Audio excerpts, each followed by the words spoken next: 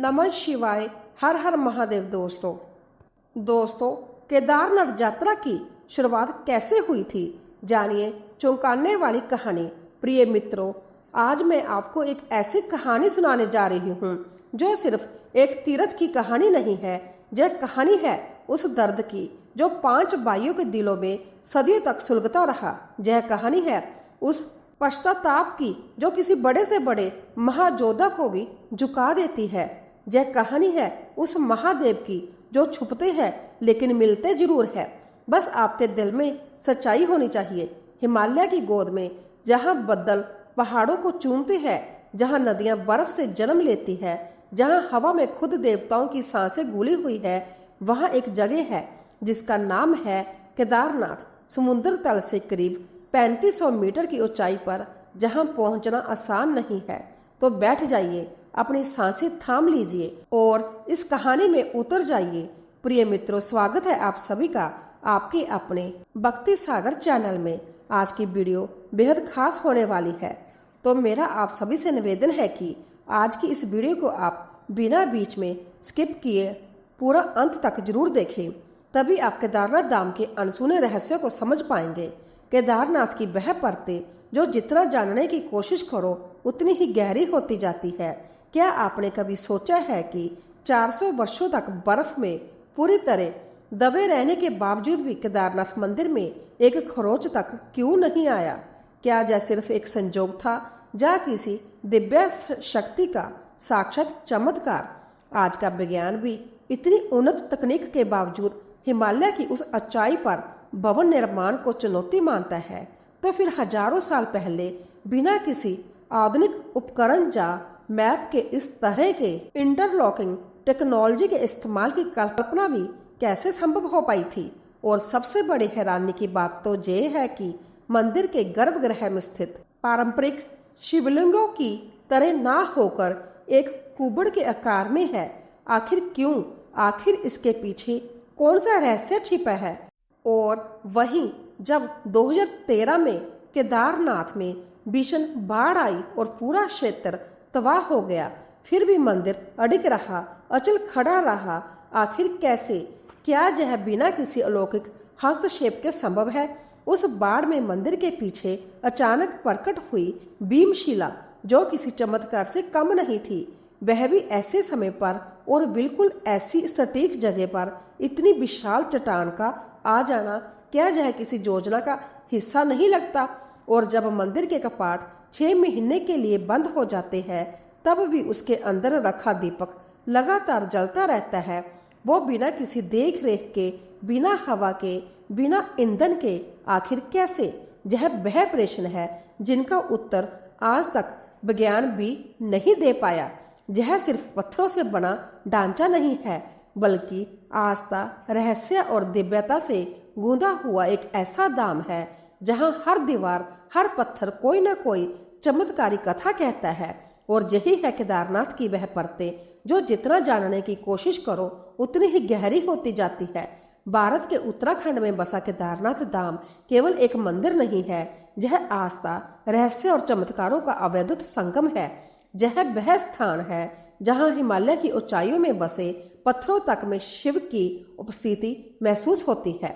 12 ज्योतिर्लिंगों में शामिल यह पवित्र स्थल न केवल तीर्थ यात्रियों की आस्था का केंद्र है, बल्कि एक ऐसा रहस्य है जो विज्ञान को आज भी चुनौती देता है। सदियों से जहां के हर पत्थर, हर दीवार, हर मोड़ के पीछे एक कहानी दबी हुई है, कभी भक्ति की, कभी चमत्कार की और कभी ऐसी घटनाओं की जिन्हें आज भी संजोग कहकर टालना कठिन है।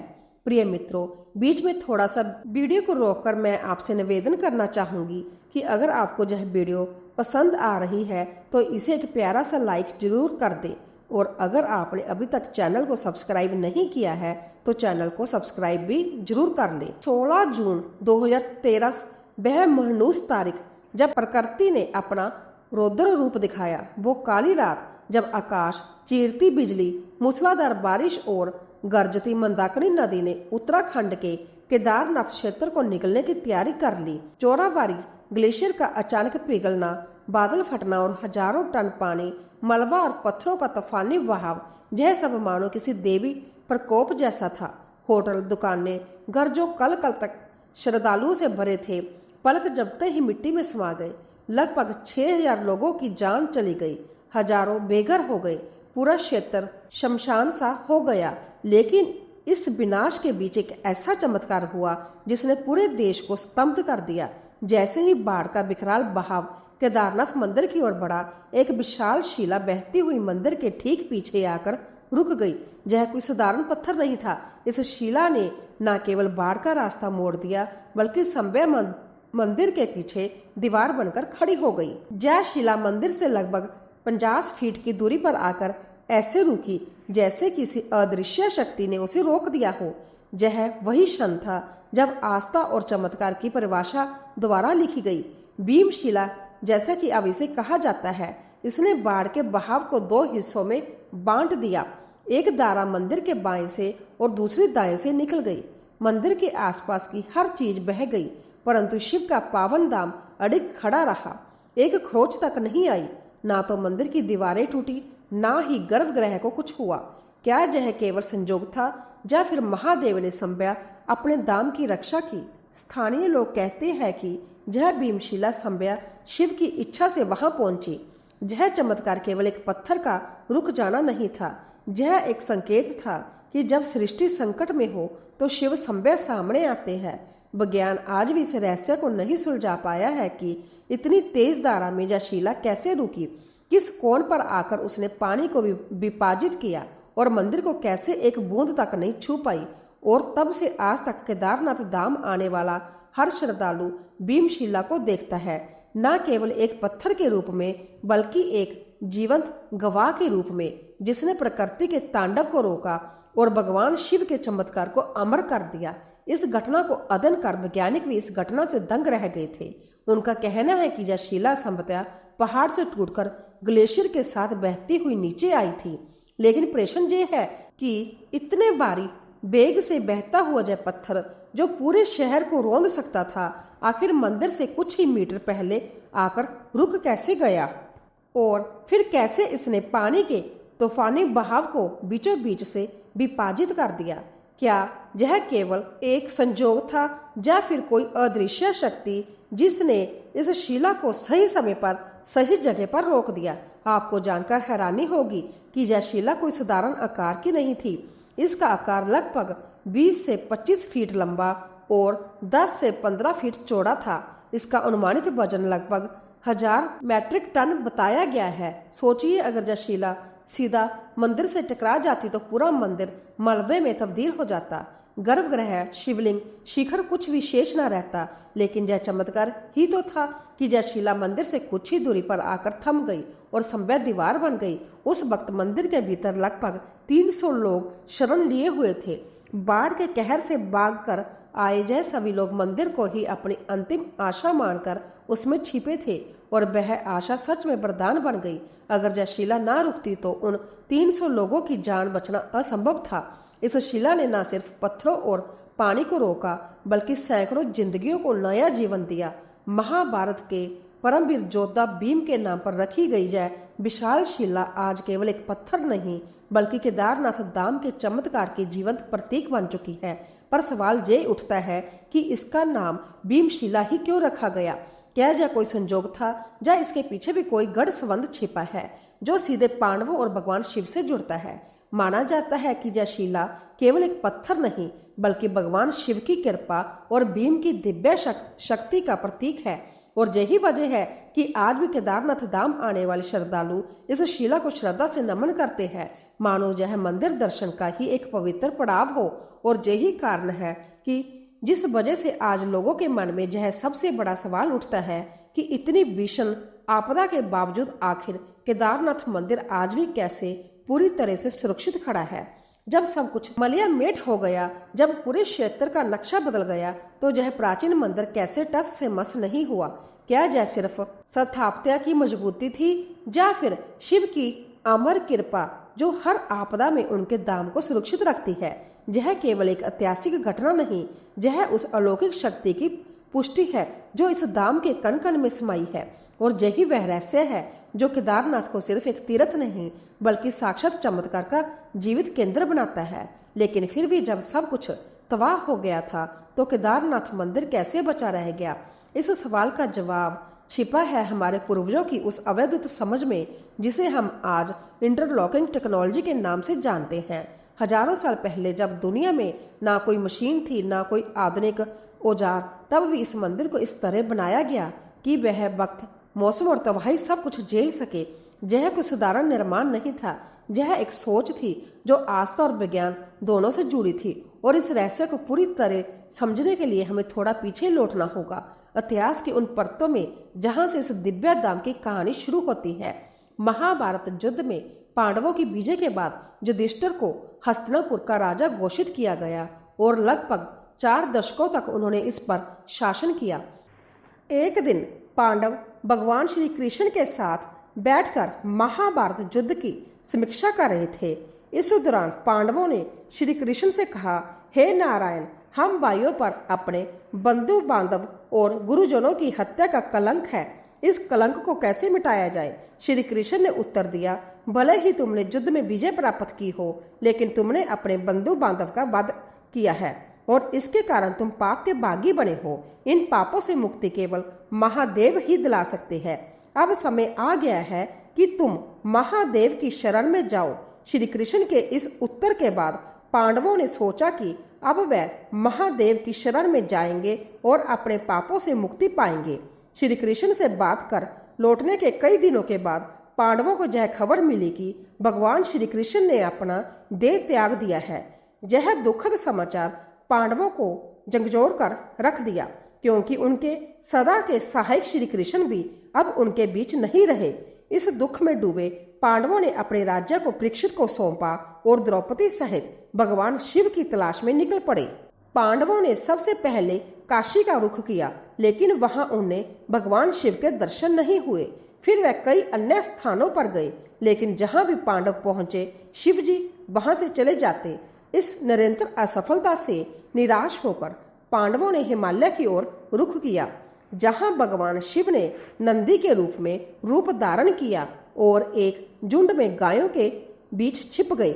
भगवान शिव को पाने के लिए भीम ने एक योजना बनाई। उन्होंने विशाल रूप धारण किया और अपने पैरों को केदार पर्वत के दोनों ओर फैला दिया ताकि कोई भी पशु उनके पैरों के बीच से निकल ना सके। लेकिन नंदी रूपी भगवान शिव ने ऐसा नहीं किया। तभी भीम ने नंदी को पहचान लिया और पकड़ने की कोशिश की, लेकिन भगवान शिव धरती में समाने लगे। भीम ने उनका पिछला हिस्सा पकड़ लिया और भगवान शिव पांडवों की भक्ति से प्रसन्न हो गए। उन्होंने पांडवों को दर्शन दिए और उनके पापों से मुक्त किया। तभी से भगवान शिव को जहां से नंदी की पीठ के रूप में पूजा जाता है और इसी कारण केदारनाथ का शिवलिंग बाकी शिवलिंगों से अलग है। यह अद्वितीय रूप और महिमा इस मंदिर को अन्य सभी मंदिरों से विशेष बनाती है।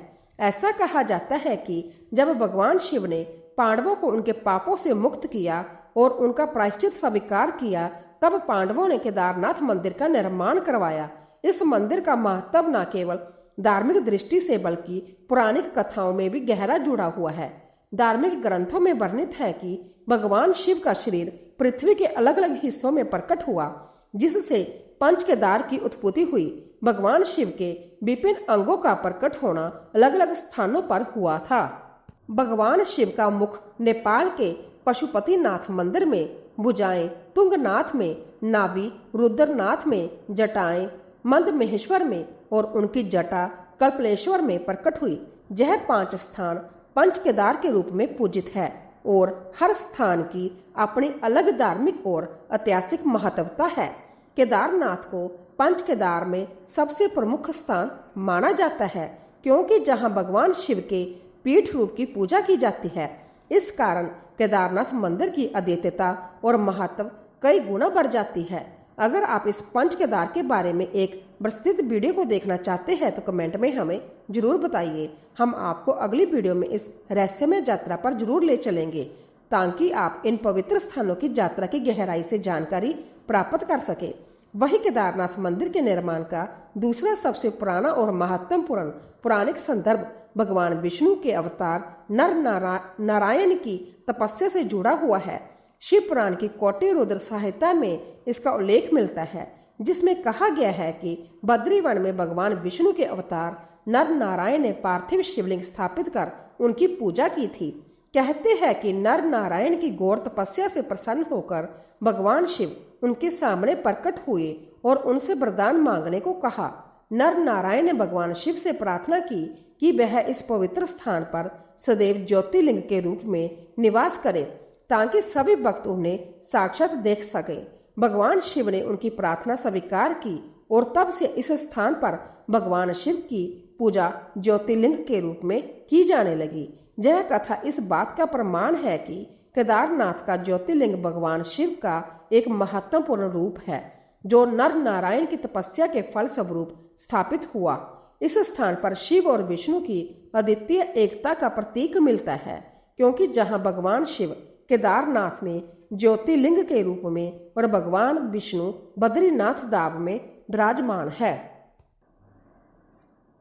बद्रीनाथ धाम में विराजमान है। इस धार्मिक और पौराणिक एकता से जुड़ी यह कथा हमें दोनों देवताओं की दिव्य उपस्थिति का एहसास करवाती है और यह स्थान भक्तों के लिए विशेष रूप से पवित्र और रहस्यमय बना हुआ है।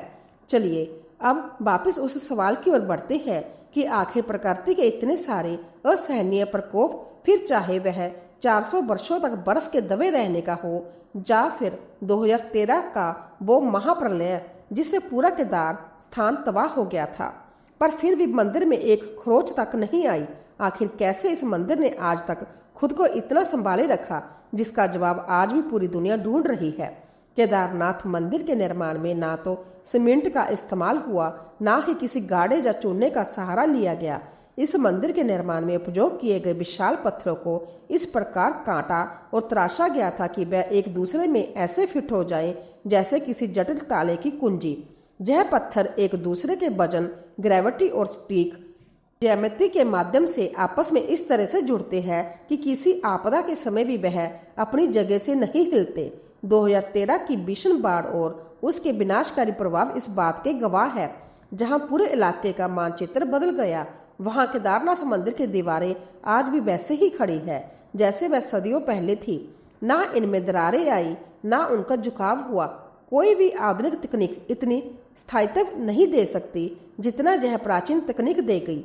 यह सिर्फ एक स्थापत्य कौशल नहीं, बल्कि उस सांस्कृतिक और आध्यात्मिक विरासत का प्रमाण है जिसे भारत ने अपने शिल्पियों, पारसियों और गुरुओं के माध्यम से जुगों जुगों तक संजोया। यह वही टेक्नोलॉजी है जो आज भी वैज्ञानिकों और इंजीनियरों के लिए एक रहस्य बनी हुई है। वे हैरान है कि बिना किसी कन, बुलडोजर या डिजिटल मापन उपकरणों के इतना विशाल और सटीक निर्माण कैसे संभव हुआ। तो अब यह सवाल उठता है कि आखिर वह कौन था जिसने इतनी उन्नत और भविष्य दृष्टा तकनीक से केदारनाथ मंदिर का निर्माण किया। किसने यह मंदिर इतनी ऊंचाई पर, इतनी विषम परिस्थितियों में इतनी दृढ़ता से स्थापित किया। यह प्रश्न हमें उस इतिहास की ओर ले जाता है जो धर्म, आस्था और पौराणिकता से भरा हुआ है। केदारनाथ मंदिर का निर्माण न केवल एक भौतिक संरचना है, बल्कि एक आध्यात्मिक प्रयोग है, एक दिव्य योजना जो शिव की शक्ति और भारत की सांस्कृतिक बुद्धिमत्ता का प्रतीक है। अब समय है जब हम इस रहस्य के तह तक जाएं। केदारनाथ धाम के निर्माण का प्रारंभ कहां से हुआ? किसने रखा इसका पहला पत्थर? क्या पांडवों का इससे कोई संबंध था? क्या संभव भगवान शिव ने इस धाम को चुना था? और अगर आपके दिल में भी कभी यह इच्छा गूंजती है कि एक दिन आप भी बर्फ से ढके उन रास्तों को पार कर शिव के चरणों में शीश नवाए, तो कमेंट में अपनी पूरी श्रद्धा से हर हर महादेव जरूर लिख कर जाए, क्योंकि जब भावनाएं सच्ची होती है तो बाबा संभव मार्ग प्रशस्त करते हैं। केदारनाथ मंदिर का निर्माण न केवल धार्मिक दृष्टि से बल्कि अपने रहस्यमय इतिहास और पुरानी कथाओं के कारण भी अत्यधिक महत्वपूर्ण और अलौकिक माना जाता है। इस मंदिर से जुड़ी प्रमुख कथाओं में से एक महाभारत युद्ध के समय की है, जो इस स्थल को और भी विशेष बनाती है। कहा जाता है कि 8वीं शताब्दी में आदि शंकराचार्य ने केदारनाथ मंदिर का पुनर्निर्माण करवाया और हिंदू धर्म के पुनर्जागरण में महत्वपूर्ण भूमिका निभाई।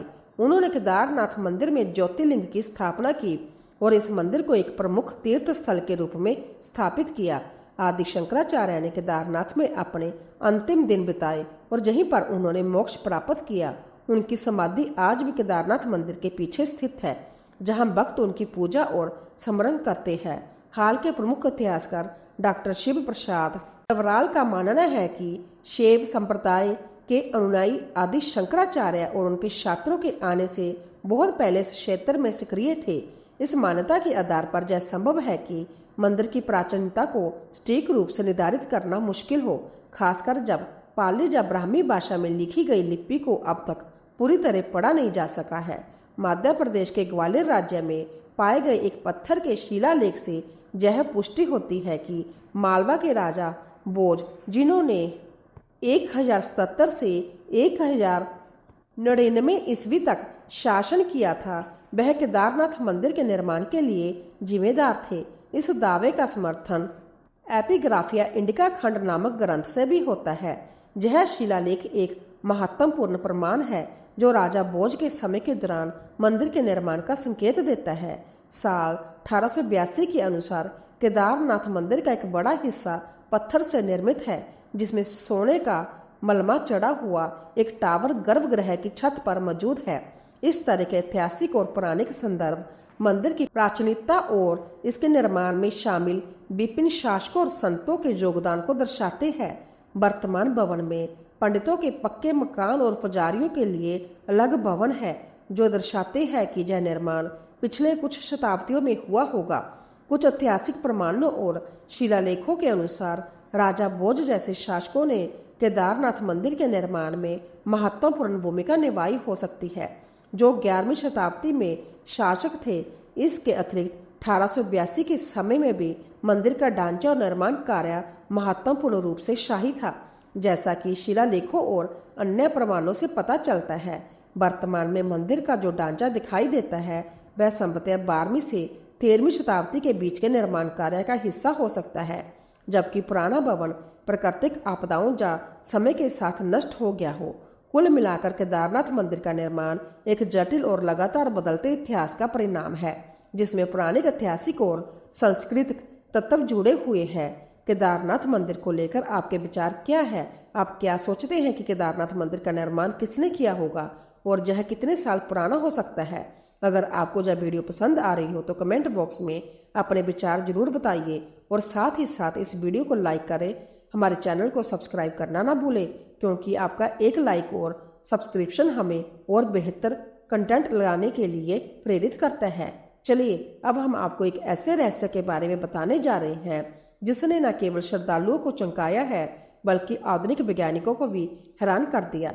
यह रहस्य केदारनाथ और रामेश्वर के बीच स्थित गहरे ज्योमेट्रिक अलाइनमेंट से जुड़ा हुआ है। यह कोई सामान्य संयोग नहीं है, बल्कि प्राचीन भारतीय वास्तुकला और ज्ञान का एक अद्भुत उदाहरण है, जिसे आधुनिक विज्ञान भी पूरी तरह से समझने में असमर्थ है। क्या आपने कभी सोचा है कि केदारनाथ और रामेश्वर जैसे दूर दराज के मंदिर एक सीधी रेखा में कैसे स्थित हो सकते हैं? इन दोनों मंदिरों के बीच की दूरी लगभग 2383 किलोमीटर की है और वह 89 डिग्री देशांतर रेखा पर स्थित है। लेकिन सबसे चौंकाने वाली बात यह है कि इनके बीच कुल 5 और प्रमुख शिव मंदिर है, जो सृष्टि के 5 तत्वों जल, वायु, अग्नि, आकाश और धरती का प्रतिनिधित्व करते हैं। यह न केवल धार्मिक दृष्टि से महत्वपूर्ण है, बल्कि यह ब्रह्मांड संतुलन का भी प्रतीक है, जो हमारी प्राचीन सभ्यता के गहरे ज्ञान को दर्शाता है।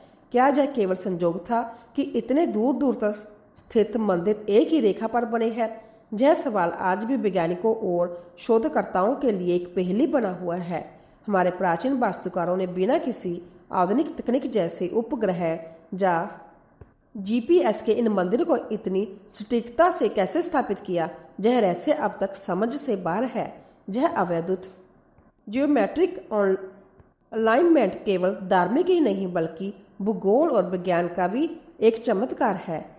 केदारनाथ और रामेश्वर के अलावा 89 डिग्री देशांतर रेखा पर स्थित अन्य मंदिरों में शामिल है कालेश्वर, श्री कालाहस्ती, अंकवरेश्वर, अरुणाचलेश्वर और चिंद्रबम मंदिर। इन सभी मंदिरों का एक ही रेखा पर स्थित होना न केवल स्थापत्य और ज्योमेट्री के गहरे ज्ञान को दिखाता है, बल्कि यह भी दर्शाता है कि हमारे पूर्वजों के पास न केवल धार्मिक बल्कि गहरी वैज्ञानिक और भूगोल संबंधी समझ भी थी। यह रहस्य हमें यह सोचने पर मजबूर करता है कि क्या वास्तव में हमारे प्राचीन काल के वास्तुकारों के पास ऐसी अवैधुत तकनीकी और ज्योमेट्रिक ज्ञान था जिसे हम आज भी समझने में कठिनाई महसूस करते हैं। प्रोफेसर डॉक्टर उपेंद्र भार्गव का यह कहना है कि 89 डिग्री के देशांतर पर स्थित मंदिरों की स्थापना में अंशांश और देशांतर का ध्यान रखा गया है, एक अत्यंत महत्वपूर्ण बिंदु है। हालांकि इन मंदिरों की स्थापना अलग अलग समय पर हुई थी। यह सच है कि इनकी स्थिति प्राचीन भारतीय वास्तु सिद्धांतों के आधार पर बेहद सटीक तरीके से की गई है। इसका मतलब यह हो सकता है कि हमारे पूर्वजों के पास भूगोल, वास्तुकला और ज्योमेट्रिकल ज्ञान का एक गहरा और अद्वितीय समझ था जिसे आज की दुनिया में भी समझ पाना कठिन है। यह सवाल आज भी सोचने पर मजबूर करता है कि क्या यह सब महज संजोग था या फिर हमारे पूर्वजों ने अपने शास्त्रों में दी गई ज्ञान और विज्ञान के आधार पर इन स्थानों की स्थिति की थी। क्या यह किसी अदृश्य सूत्र या प्राचीन ज्ञान का हिस्सा था जिसे हम आज तक समझ नहीं पाए हैं। यह वह रहस्य है जो आज भी हमारे सामने अनुत्तरित है और हमें प्राचीन